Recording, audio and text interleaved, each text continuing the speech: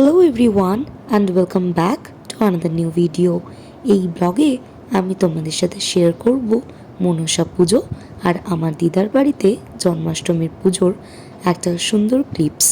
সেই দিন আঙ্কেলের বাড়ি ছিল মনসা পুজো। প্রত্যেক বছরই কিন্তু মনসা পুজোতে আঙ্কেলের বাড়িতে আমাদের ইনভিটেশন থাকে। আর চলো আজকের প্রসাদের একটা ক্লিপস তোমাদের সাথে শেয়ার করি।